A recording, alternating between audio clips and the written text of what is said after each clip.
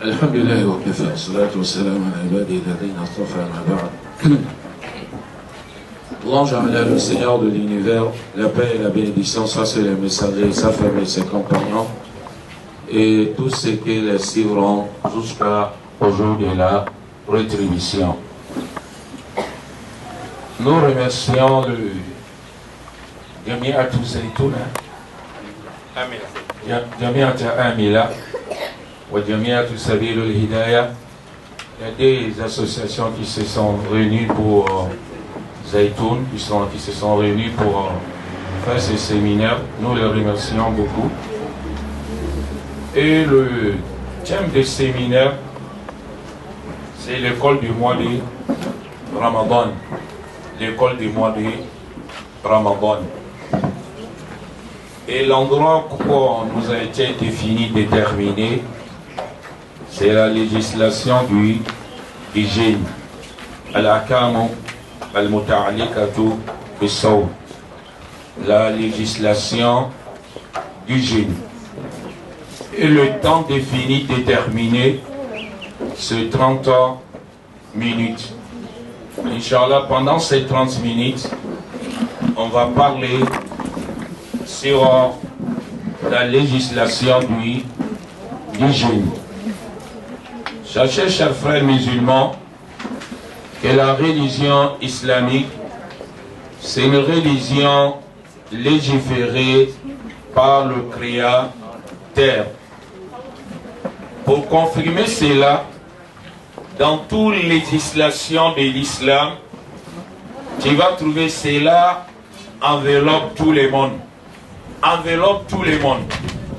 Lorsque nous regardons la législation, la légifération du jeûne, on va trouver toutes les catégories des gens se trouvent dedans. Lorsque Allah nous a interpellés dans le Saint-Coran de faire le jeûne, qu'il a rendu le jeûne obligatoire, parce que le sens de l'obligation dans l'islam, c'est la sagesse. Il est obligatoire sur le musulman de faire l'acte que Allah lui a demandé. Si on veut aussi, on va dire c'est un acte, lorsque le musulman le fait, il va gagner des récompenses. Lorsqu'il va refuser de ne pas le faire, il est digne d'être puni par Allah. Voilà le sens de l'obligation en l'islam. Si on a dit le jeûne de mois de Ramadan est obligatoire, c'est la montre. Le musulman qui va observer le jeûne de mois de Ramadan, la manière que Allah lui a demandé, il va gagner des récompenses. Et le moment où il va refuser de ne pas jeûner, après avoir réuni toutes les conditions, il est digne d'être puni par Allah. Voilà le sens de l'obligation. Mais dans cette obligation, Allah a enveloppé tous les musulmans. Il y a certains musulmans, l'obligation de leur part, c'est de faire le jeûne dans l'immédiat. Si demain c'est le début du mois de Ramadan, il est obligatoire sur eux de commencer le jeûne dès demain. Il y a un deuxième groupe, leur obligation, ce n'est pas de jeûner dans l'immédiat, mais ils vont rembourser cela pendant le mois de Ramadan. Ils peuvent arrêter le jeûne. Ils ont l'autorisation de ne pas jeûner. Mais il est obligatoire sur eux de le rembourser. Et le troisième groupe, Allah n'est pas les demander de jeûner, ni de rembourser, mais Allah les a déterminé une chose, ils vont donner, cela va remplacer leur jeûne.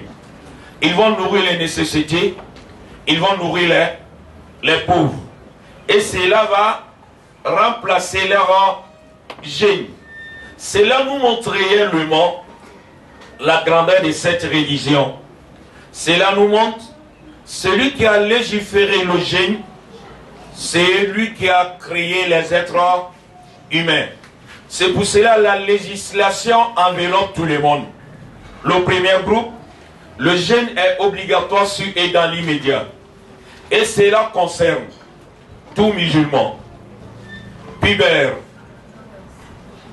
conscient, résident, en bonne santé, capable de faire le jeûne. Il ne se trouve pas dans un état que l'islam lui a interdit le jeûne. On reprend ça ensemble encore pour que ça va rester dans nos têtes. Le premier groupe qui est obligatoire sur eux de commencer le jeûne dans l'immédiat, cela concerne tout musulman. Pubère, il a déjà atteint l'âge de la pubère. T, conscient, il n'a pas perdu sa raison. Résident, il n'est pas voyageur. En bonne santé, il n'est pas malade. Capable de faire le jeûne, il n'est pas incapable d'observer le jeûne. Il ne se trouve pas dans un moment que l'islam lui a interdit le jeûne, comme les menstrués, la louchie. Voilà les conditions. Celui qui va réunir ces conditions, le jeûne est obligatoire sur lui dans l'immédiat. Le deuxième groupe, ce n'est pas obligatoire sur eux de jeûner dans l'immédiat, mais il est obligatoire sur eux de rembourser. Cela concerne premièrement le voyageur. Le voyageur ne jeûne pas. Il a l'autorisation d'arrêter le jeûne, mais il est obligatoire sur eux de le rembourser. C'est ainsi aussi le malade. Ce n'est pas obligatoire sur lui de jeûner dans l'immédiat, mais il est obligatoire sur lui de rembourser.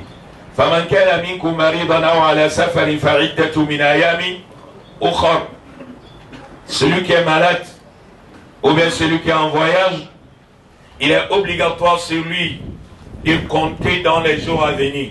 Le jour qui n'est pas jeûné pendant le mois de Ramadan, de jeûner le même jour pendant les jours à venir après le mois de Ramadan.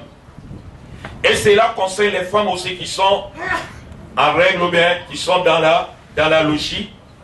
C'est interdit si elle de jeûner dans l'immédiat, mais elle va rembourser le jeûne. Voilà le deuxième groupe. Ceux qui vont donner là, ceux qui ne jeûnent pas dans l'immédiat, mais il est obligatoire sur eux de rembourser. Et le troisième groupe, c'est ceux qui vont donner la nourriture, la compensation. Si c'est là un vrai français, comme on essaie de... La compensation, dans l'air gros français. Mais dans notre français facile, ceux qui vont nourrir les nécessités, les pauvres.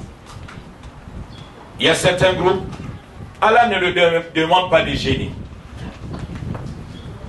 Ceux qui ont des maladies, avec cette maladie qui ne peuvent jamais jeûner, et ceux qui sont très âgés, ils ne peuvent plus supporter la faim. L'islam ne les force pas de faire le jeûne. Mais Allah les a donné une autre chose, que cela remplace leur jeûne. Il s'agit, ils vont nourrir les nécessités.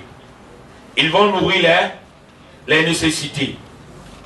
Cela remplace leur jeûne. Cela montre celui qui a le diabète, qui est arrivé à un certain niveau, qui ne peut plus supporter la faim, ou bien il a uricelle, cela a dépassé certaines, il ne peut plus supporter la faim, ce n'est pas obligatoire sur lui de faire le jeûne. Mais pour lui, il va nourrir les pauvres chaque jour. Et cela va remplacer son jeûne.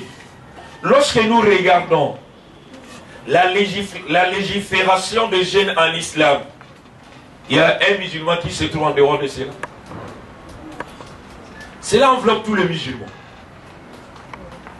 Enveloppe tous les musulmans. Mais notre frère m'a envoyé un papier, dans ces papiers, il a écrit la femme qui allait et la femme qui se trouve en l'état de la grossesse. Le point de vue des savants que moi je suis dedans, la grossesse et la femme qui allait, ce n'est pas un moyen qui l'empêche de jeûner. Elle doit faire le jeûne.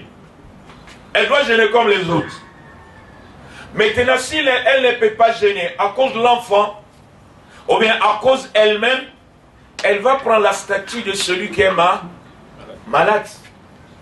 Elle prend le statut de celui qui est malade. Et après, elle va rembourser. Mais de dire qu'elle doit nourrir, cela remplace l'air jeûne. Cela est parmi les points de vue de certains savants. C'est là même le point de vue d'Abdullah ibn Abbas. Ça, c'est son point de vue. Mais les points de vue que nous suivons, le jeûne est obligatoire, sera elle comme les autres. Maintenant, si elle est malade, si la grossesse lui empêche de jeûner, de faire le jeûne, ou bien l'enfant lui empêche, il sera comme les malades. C'est pour ça que le prophète sallallahu alayhi wa sallam a dit dans un hadith, Inna Allah wada'a anil musafiri wal hamiri wal mawdiri as-sawma. Le prophète a dit, Allah a pardonné le jeûne des voyageurs et la femme qui se trouve en l'état de grossesse et la femme qui allait. Mais le voyageur fait comment? Hein? Rembourse. Le prophète a dit tous les trois ensemble. C'est là où tous les trois remboursent. C'est là où tous les trois doivent rembourser. Et c'est le point de vue que nous soutenons, les femmes qui ont l'état de la grossesse, ou bien la femme qui allait, si elle était empêchée de faire le jeûne, il est obligatoire sur elle de le rembourser. Voilà la législation du jeûne dans la jurisprudence islamique. C'est très facile. Un groupe, le jeûne est obligatoire dans l'immédiat. Et cela concerne tout musulman. En tout musulman, après c'est quoi? Tout musulman, pubère, conscient, résident, en bonne santé, capable de faire le jeûne, il ne se trouve pas dans un état qui lui empêche de faire le jeûne. Le deuxième groupe, ce n'est pas obligatoire de faire le jeûne dans l'immédiat, mais ils vont rembourser. Cela concerne le malade, le femmes qui sont arrêtées en le Chine.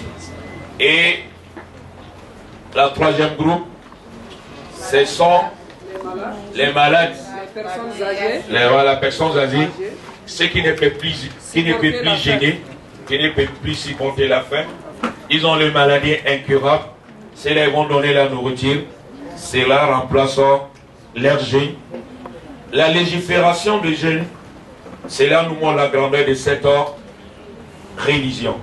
Même l'historique de l'obligation du jeûne en islam montre la grandeur de cette religion. Parce que le début du jeûne de mois de Ramadan, c'était celui qui veut jeûner. S'il ne veut pas, il laisse. Il va nourrir la nécessité. Mais après, Allah nous a rendu le jeûne obligatoire.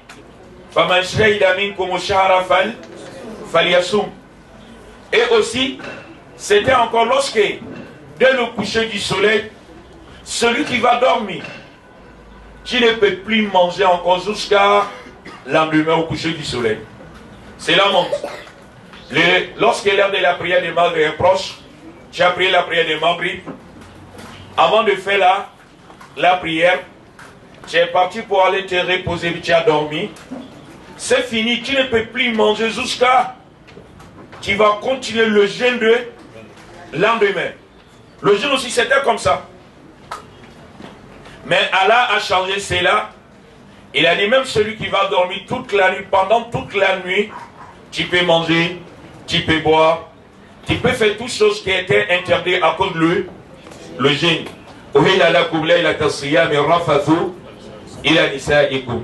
Tout cela nous montre la grandeur de notre religion.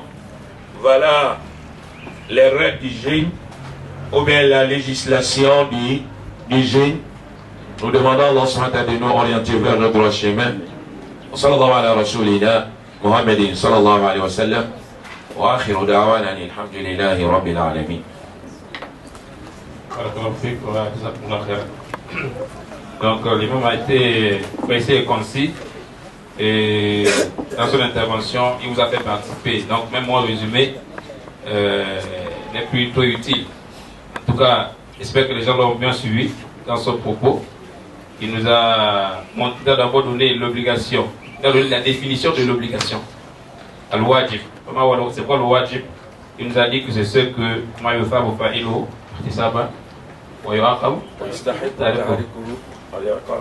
donc c'est lui, donc il a donné l'explication du wajib. Donc celui qui fait l'obligation, Allah subhanahu wa ta'ala le récompense. Et s'il le laisse, Allah lui donne un péché. C'est comme l'exemple de la prière, obligatoire. Lorsqu'on prie, Allah nous donne la récompense. Si on laisse, il y a un péché. Voilà, c'est ça. La même chose pour le jeûne du mois de Ramadan. Et il nous a montré que malgré cela, malgré cette obligation, Allah subhanahu wa ta'ala, notre religion a été souple, qui a beaucoup de souplesse et qui nous a montré des catégories de personnes qui jeûnent. Il y en a qui jeûnent directement, c'est-à-dire que immédiatement, c'est-à-dire que les obligations de ça sont là. Donc tout musulman pubère, conscient, résident, en bonne santé, capable de jeûner, doit jeûner directement. Il n'y a pas de problème à ce niveau. Deuxièmement, celui qui doit rembourser le jeûne, c'est le voyageur, celui qui est malade et les femmes qui sont en menstru. Troisièmement, c'est ceux-là qui méritent la compensation, c'est-à-dire les vieillards et ceux qui ont des maladies incurables. Donc ils ne peuvent pas du tout jeûner. Chaque jour, ils nourrissent les pauvres. Oui, ils nourrissent combien de pauvres? Hein? Ils nourrissent combien de pauvres? Chaque jour, ils nourrissent seulement un pauvre. Un seul pauvre. Un seul pauvre. Chaque jour. Hein? Chaque jour, donc, ils nourrissent un seul pauvre. Non, chaque jour.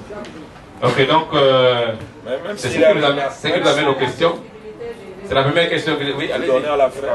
Même s'il paye à la fin du mois de Ramadan de réunir, de donner, ça aussi c'est bon.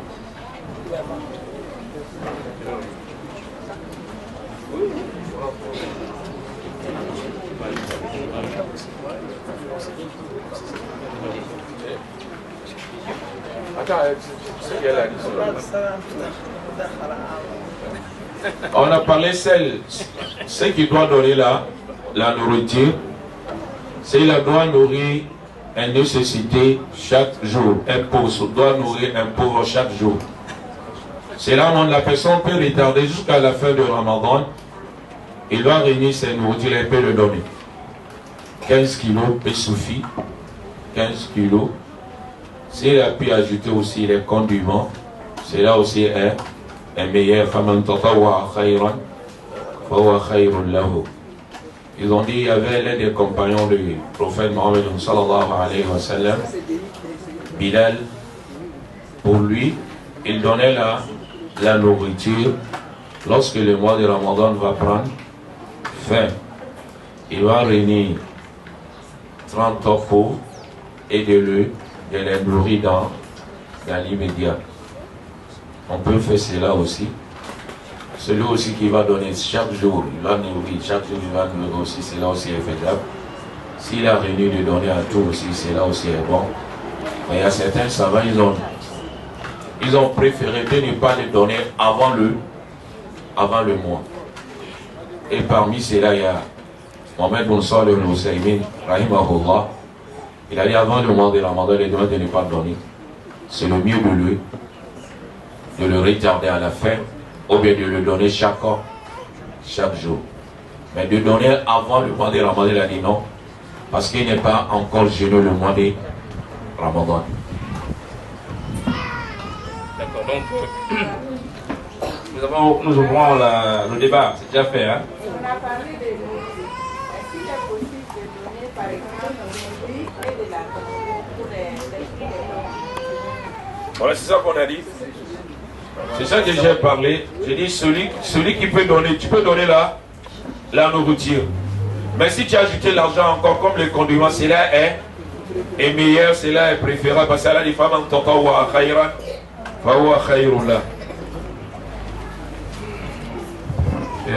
Tout à l'heure, il y avait une dernière question dans l'intervention du chef Youssouf. Voilà, comme nous avons dit dans la perspective, tout le monde peut répondre aux questions. Vous êtes tous des imams. Qu'Allah vous récompense pour les efforts. Ça parlait de la ventoline. Je pense que c'est un médicament. Voilà, il demandait est-ce qu'on peut utiliser la ventoline cette période de jeûne là, pendant la période du jeûne. Les asthmatiques. C'est la même chose qu'on a dit, c'est même la réponse là. Concernant la ventoline, ce n'est pas comme les autres. C'est vrai que ça passe, mais les asthmatiques qui ne prennent pas, ça peut faire des choses très graves. Donc normalement, si on leur interdit de prendre ça, ça peut aller loin. La femme, le micro. J'ai demandé le micro. Tout le monde va profiter. C'est fait pour ça, sur le séminaire. Elle parle. Bismillah. Wassalatu wassalamu ala rasulillah. Concernant cette question, la ventoline pour les asthmatiques. Les connaisseurs, dans les cas de force majeure, toujours en règle islamique, ça donne la permission à certaines choses qui ne sont pas faisables. Comme nous avons entendu tout à l'heure dans l'intervention, tout ce qui peut arriver à l'intérieur de la personne par des voies, de différentes voies, qui peuvent être comptées comme des choses qui peuvent annuler le jeûne. Mais ici, c'est un cas de force majeure, un malade qui est là. S'il ne filtrise pas ça ou s'il n'utilise pas ça là, ça peut peut-être provoquer d'autres choses sur lui. Et dans les connaisseurs contemporains, parmi lesquels Mohamed bin Salih al-Usaymin rahimahullah et d'autres, ils ont dit que c'est ordonné, il peut le faire. Ils ont dit que c'est ordonné, il peut le faire, c'est permis de pomper.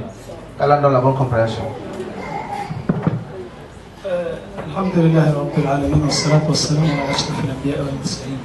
Concernant cette question, j'aimerais ajouter une petite précision. En principe, c'est permis de le faire. Pour celui qui est gêné, s'il ne le fait pas, ça peut lui causer un problème. Mais lorsque son état est critique, beaucoup plus, il n'est pas obligé de gêner. Nous venons d'entendre tout de suite, c'est qu'il peut rompre et puis après payer. Donc il ne faut pas qu'il va se mettre trop de pression pour demander s'il peut prendre la ventoline ou pas, le cas est critique. À chaque fois que c'est critique, il est permis de rompre le jeûne. Allah ne nous a mis aucune pression dans l'ensemble de la religion. Il ne faut pas que quelqu'un qui sait très bien qu'il a un souci critique, une maladie comme ce qui vient d'être dit, qu'il se force de jeûner et encore parcourir, demander est-ce que je peux prendre ou pas. C'est pour le moment où il va aller se créer un sérieux problème. La religion ne recommande ça, pas ça. À chaque fois qu'il y a une force majeure, il y a un empêchement, il y a un cas critique, maladie, la personne il rompt le jeûne parce que l'islam lui est autorisé, en même temps il lui est autorisé, permis de payer. Donc c'est cette précision que je lui ajoute. Beaucoup d'autres choses aussi comme ça, même l'injection. Certains savants ont précisé ce qui n'est pas vitaminé. Il y a des prévisions qui n'ont aucune vitamine, il peut le prendre facilement à chaque fois qu'il est gêné, il est dérangé. Et ce qui a de la vitamine, ce qui nourrit, comme la perfusion, en ce moment il rompt le jeûne et puis il le prend. Il ne faut pas qu'il va se mettre dans des difficultés pour rien. La religion islamique est beaucoup facile pour ça. Une autre question, cher imam. Pour ce qui est de nourrir le pauvre, s'agit-il du même pauvre ou différentes personnes? Pourriez-vous revenir sur le fait de regrouper? Tous les deux que tu vas faire, ça sera agréé à accepter. Si tu donnes chaque jour à un pauvre, chaque jour tu le donnes, ça sera agréé, ça sera accepté. Si tu vas réunir tout cela de donner seulement à un pauvre, ça sera accepté, ça sera agréé. Mais le plus meilleur, si tu vas les réunir dans un endroit, c'est mieux de le rendre différentes personnes. C'est ça qui est bon. Comme nous avons dit la manière que Bilal fait. C'est ça qui est meilleur. ici, sur cette question, si je comprends bien la maman qui a posé la question, certains nous disent, non, c'est la maman qui a posé la question, de pouvoir regrouper ce qu'ils donnent. Non, j'ai vu la maman là, elle était en train de parler. Certains pensent que lorsqu'on parle de nourrir un pauvre, il peut ne pas aller acheter de la nourriture pour lui donner, il va le convertir en argent. Ça, c'est une question vraiment de divergence entre les savants. Ce que l'islam nous a précisé, c'est d'avoir faire manger le pauvre. Il ne faut pas que par paresse, il va dire que non, ce que je leur donne à manger, c'est combien? Il leur donne de l'argent. Il se peut que cet argent ne lui fait pas manger, donc il est bien en ce moment de rester typiquement sur ce que la religion a sollicité, c'est de lui faire manger. Certains ont dit, on ne convertit pas ça en espèces, en argent pour lui donner. La nourriture, oui. Donc ça reste une question un point de divergence. Et le plus mieux, c'est de faire la nourriture. En fait, ma question, c'était plutôt d'ajouter de l'argent. Est-ce que c'est une nourriture que je vais préparer, je vais lui donner, ou bien je vais acheter du riz, et avec ce riz-là, je vais ajouter de l'argent, et je vais pas lui donner. En fait, c'était cette différence. C'est bien, tous les deux, c'est faisable. Il y a certaines choses dans l'islam, il regarde aussi la consensus de l'entourage. Si chez vous, dans votre concession, le meilleur c'est de préparer, c'est ce qui est préférable. Si ces autres aussi, c'est ne pas de préparer, c'est d'acheter dans la boutique et aller déposer, et tout c'est faisable. Donc, revenons un peu sur la consensus de l'entourage, c'est très important, parce que ça nous allège beaucoup les soucis dans l'islam.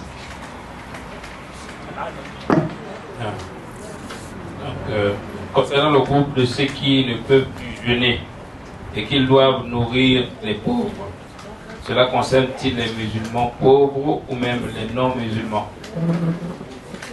C'est-à-dire qu'on doit donner aux musulmans pauvres seulement, ou bien vous pouvez donner ça aux non-musulmans aussi? C'est la question. On donne ça seulement aux musulmans ou bien aux non-musulmans? La nourriture, lorsque l'islam parle de pauvres, lorsque l'islam dit pauvres, en général, cela concerne des musulmans. Cela concerne des musulmans.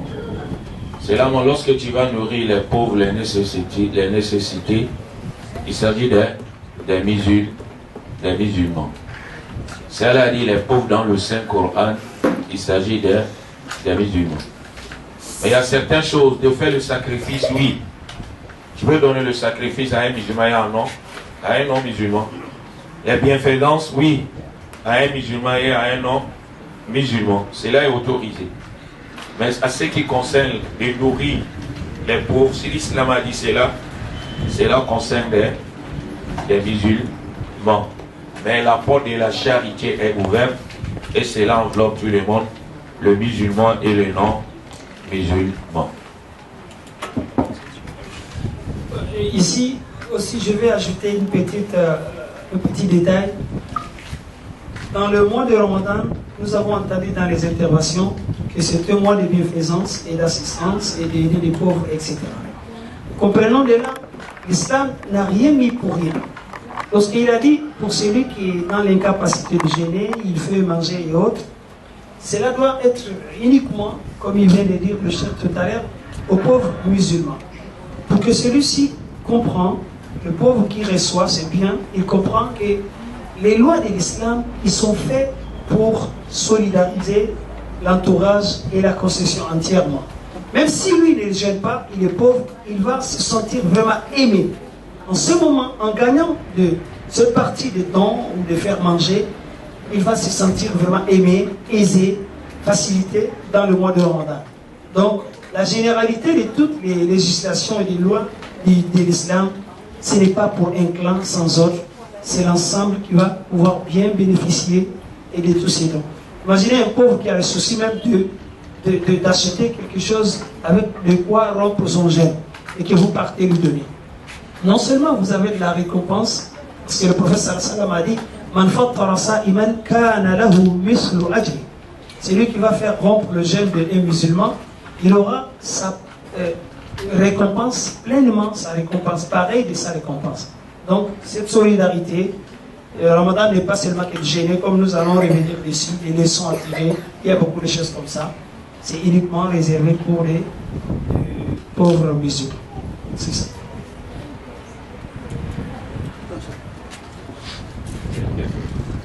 Oui.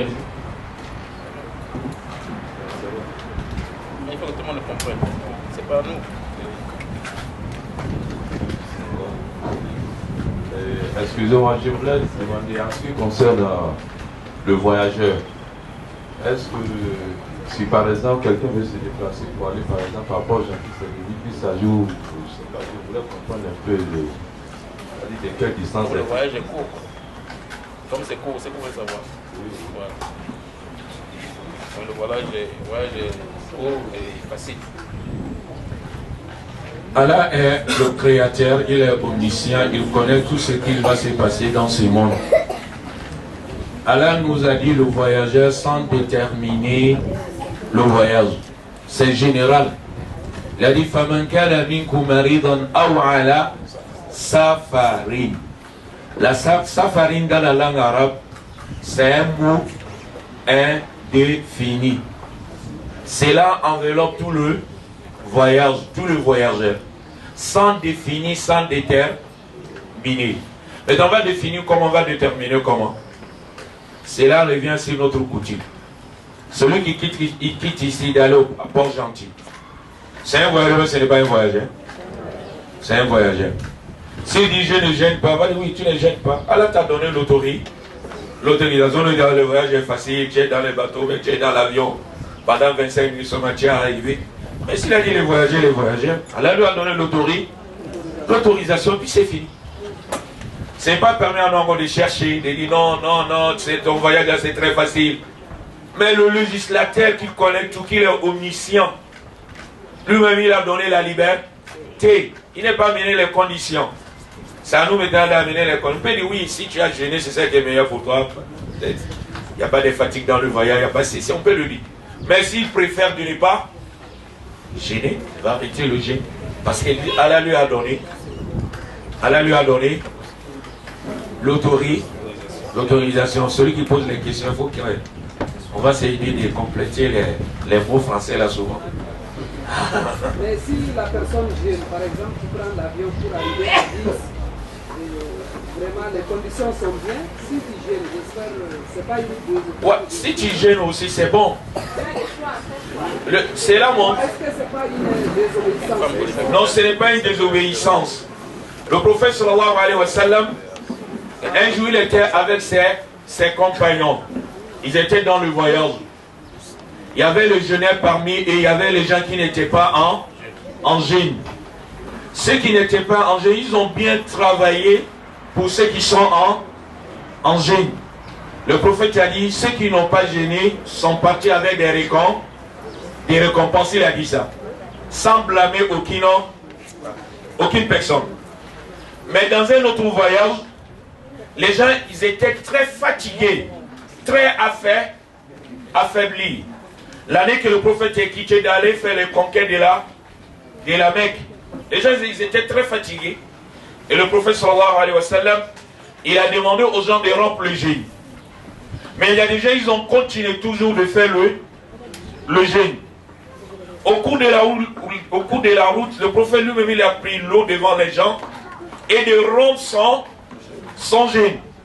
Mais il y a certains groupes, toujours ils ont continué de faire le jeûne.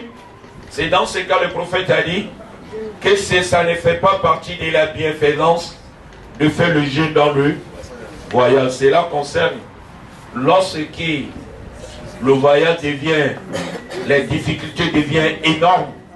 Dans ce cas, il est obligatoire sur le jeûneur de rompre le jeûne. Parce que le but du jeûne, ce n'est pas pour te faire du mal, pour t'affaiblir. Mais le but réel du jeûne, c'est pour purifier le musulman, pour que tu seras plus proche d'Allah subhanahu wa ta'ala. C'est pour ça lorsque les difficultés deviennent énormes, insupportables, l'islam a demandé d'arrêter le jeûne. Et c'est là la grandeur de cette religion. C'est pour ça que je demande à nous tous d'être fiers, d'être musulmans. Merci. J'ai une question. En fait, pour le jeu du voyageur, est-ce que ça concerne le trajet du voyage ou la durée du séjour entièrement? C'est ça qu'on a dit. Allah, il connaît tout cela. Il n'est pas défini on a dit comment il a dit quoi, première chose? Si le voyageur est arrivé à l'endroit où il doit partir, l'endroit il est en train de chercher, il est déjà arrivé. Si j'arrive à Port-Gentil, est-ce que je jeûne à Port-Gentil ou bien comme je suis en voyage, je ne jeûne pas? Il est meilleur pour lui de faire le jeûne. S'il est déjà arrivé là-bas, il fait le jeûne. Il est meilleur pour lui de faire le jeûne. Mais s'il va rester toujours dans le statut de voyageur, comme dans la prière aussi, lorsqu'il ne prie pas avec le jama, il va faire le 2 rakas, parce que toujours dans le statut de voyageur, il peut rompre le jeûne. Mais ce qui est meilleur pour lui, c'est de faire le jeûne lorsqu'il n'est plus dans le voyage. Tu as compris? Lorsqu'il va arriver à l'endroit où il est en train de partir, il doit faire le jeûne. C'est ça qui est meilleur pour lui. Même la prière.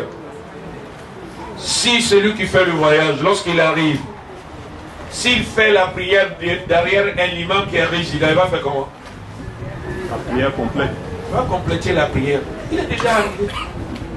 Il fait le jeûne. C'est ça qui est meilleur. Il fait le jeûne. Sur l'ensemble de toutes ces questions, il y a une question qui se pose, qui vient souvent à ma tête, que nous devons poser la question: pourquoi Allah a permis qu'un voyageur ou un malade rompe le jeûne? C'est un cadeau et c'est une faveur. Il faut que nous comprenions ça là aussi. Si pour que je suis en voyage, je suis aisé, je suis dans le Boeing ou le Airbus A380, où le premier classe souvent est meilleur que toutes nos chambres là où on dort, donc c'est un cadeau.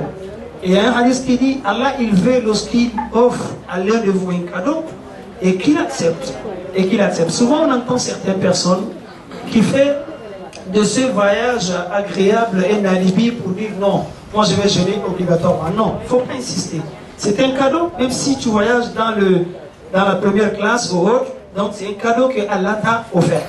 Maintenant, si toi-même tu sais que tu es tellement aisé, là-bas c'est meilleur que ta chambre, là tiens, et Allah a des choix, tu peux jeûner comme tu peux ne pas jeûner.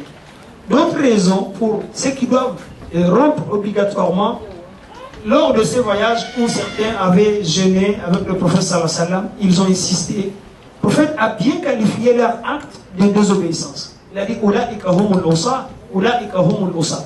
Parce que ça a été dit dans les raisons de ce mot qu'il a durci un peu, que l'un de eux est tombé jusqu'à évanouir. Mais pourquoi quelqu'un va se faire mal comme ça pendant qu'il y a Allah et il n'a mis aucune loi pour faire torturer l'homme? Donc nous comprenons de là qu'à chaque fois qu'il y a plus de difficultés qui peut déranger la santé, qui peut déranger la conscience, donc il y a toujours une porte d'ouverture qui devient automatiquement ce cadeau de Allah subhanahu wa ta'ala. Souvent, ne nous arrêtons pas à entendre seulement le statut religieux, mais comprendre aussi la raison. Pourquoi Allah nous a permis de rompre en cas de voyage ou malade? C'est une faveur, c'est un cadeau, c'est une facilité. Lorsque nous comprenons de là, donc chacun pouvoir se diriger tout seul. Ah. J'avais une autre question. S'il venait que je vois mes menstrues pendant les 10 derniers jours du Ramadan, je peux aller à la mosquée.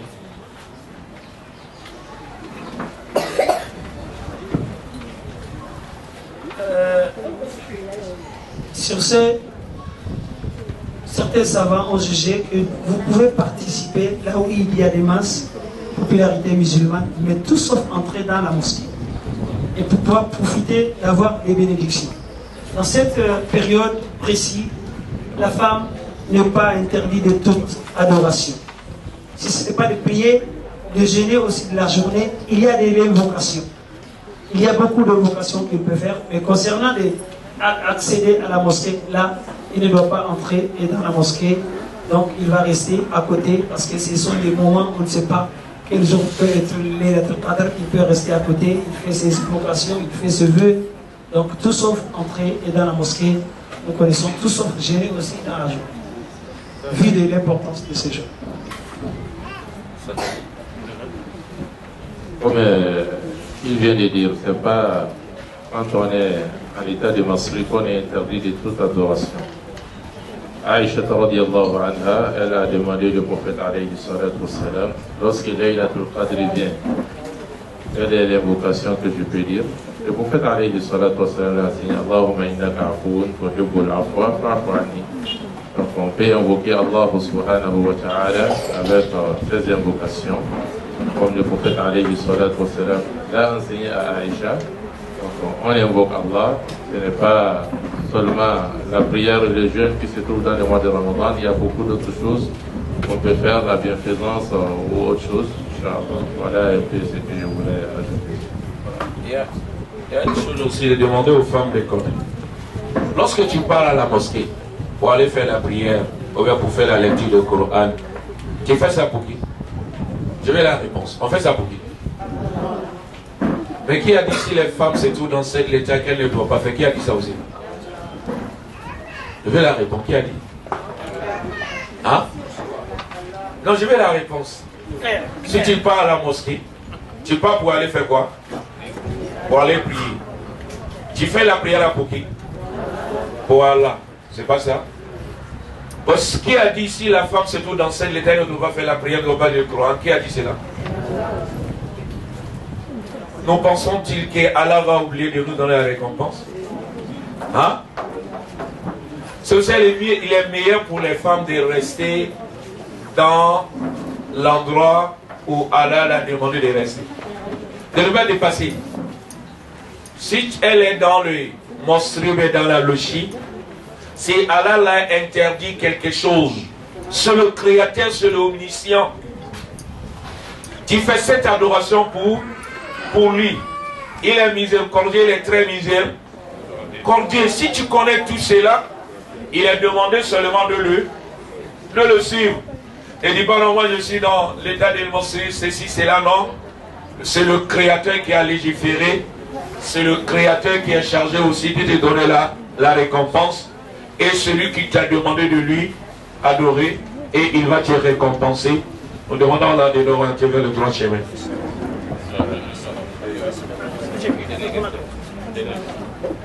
Nous allons bientôt nous préparer pour la prière que vient de Razan, la prière de Zo.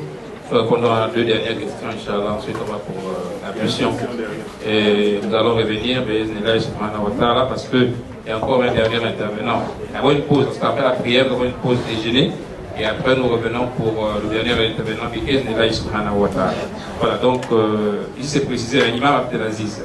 Vous avez parlé des conditions du jeûne. Quels sont les annulatifs? Les annulatifs du jeûne. Qu'est-ce qui annule le jeûne?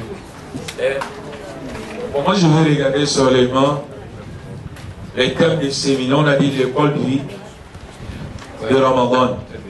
Et dans l'école de Ramadan, dans mes parts, il n'y avait pas les choses qui annulent le jeûne. Il y avait seulement la législation du jeûne. Il a demandé de te limiter. Les parties qu'on t'a demandé de le développer. Peut-être on va demander au Sabil, au Hidaya et Zaytoun de faire un séminaire aussi sur les choses qui annulent le jeûne. Bon, si on veut réellement les choses qui annulent le jeûne, cela est très facile. Les choses qui annulent le jeûne.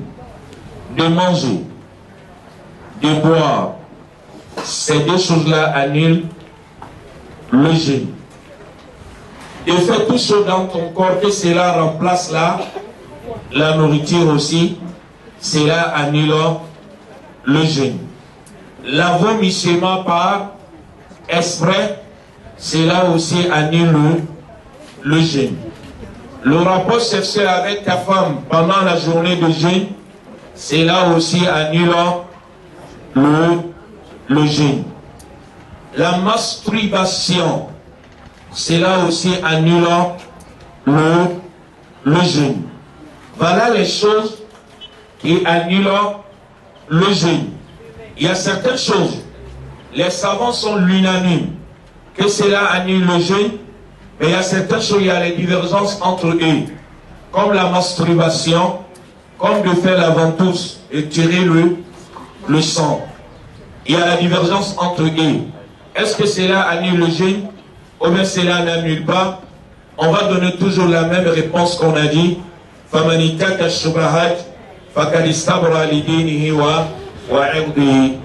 Toute personne qui va s'écarter des ambiguïtés, la personne a sauvé sa religion et son honneur. C'est la montre. S'il y a une divergence entre les savants dans un sujet, que cela annule le jeûne, cela n'annule pas, il est mieux pour toi de te s'abstenir, Sache que aussi, nous avons cité ces choses-là, que cela annule le jeûne.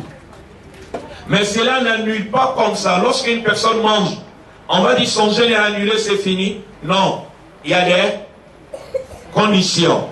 La première condition, il faut que la personne connaisse que ces choses-là annulent le jeûne. Cela montre. C'est une personne à manger. Il est en train d'observer le jeûne, c'est un nouveau converti. Lui ne sait pas, lorsque tu es en train d'observer le jeûne en islam, tu ne dois pas manger, il a mangé. Il est ignorant, on va dire son jeûne est comment? Son jeûne est comment? Son jeûne est comment? Son jeûne est valable. Parce qu'il a mangé par l'ignorant. La yukallifullahu nafsan illa wus'aha. C'est la honte. Son jeûne est valable. Son jeûne sera parce qu'il est ignorant. La deuxième chose, il faut que la personne se rappelle qu'il est en jeûne. C'est la honte. Celui qui va faire l'une de ces choses-là par oubli, son jeûne est comment? Est valable. Rabbana la tu'akhidna in nasina wa qala fa'alt. J'ai fait. C'est là où le jeûne sera toujours valable. Et la troisième chose, il faut qu'il le fasse volontairement. Il faut qu'il le fasse volontairement. S'il le fait involontairement, son jeûne sera toujours agréé, ça sera toujours accepté. Voilà aussi les conditions. Il faut que les gens comprennent. Il y a certaines choses, les savants ils ont cité que cela annule le jeûne. Mais lorsque on va juger une personne à travers ces choses-là, il y a des conditions. Il faut que les conditions soient remplies et réunies. Et on va dire le jeûne de la personne est annulé. Nous demandons à Allah de nous orienter vers le droit chemin. Il y a une chose aussi qui annule le jeûne sans avoir choisi cela. C'est en état de la journée que la femme rattrape ses jours de menstruer. Cela annule aussi la jeûne, mais il n'a aucun choix. Si la femme est en jeûne, à 15h ou à 14h, et la vie sans menstruer, le jeûne est annulé. Bon, on préfère dire gaspiller. C'est annuler, gaspiller, il y a une petite nuance. Tandis que le jeûne est gaspillé, il va pouvoir aussi rembourser ce jeûne-là. Mais il n'a pas de choix, parce que c'est quelque chose qu'Allah a prescrit sur tous les enfants d'Adam alayhi salam. Donc, c'était un petit ajout. Ok, merci beaucoup. Nous allons rappeler à vous écouter la salle. Nous allons d'abord aller à la mosquée, nous préparons pour la prière. Juste après la prière, Inch'Allah, nous allons continuer avec le débat. Et puis, nous serons sur la pause déjeuner. Pause déjeuner, et nous avons un dernier intervenant, c'est l'imam Bouni. Après la pause déjeuner, subhanahu wa ta'ala. Nous allons la faire. Salam alaikum wa rahmatullahi wa barakatuh.